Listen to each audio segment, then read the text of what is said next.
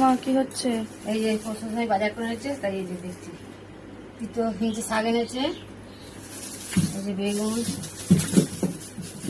ছোটো ছোটো বেগুন, পালং শাক, সজনে ডাঁটা, লাউ শাক, আরও ডাঁটা আছে, সজনে ডাঁটা। এই যে দেখো, আর এখানে কী আছে? এখানে আছে পটল, হচ্ছে এই যে ঢেলে দিচ্ছি, দেখো বন্ধুরা।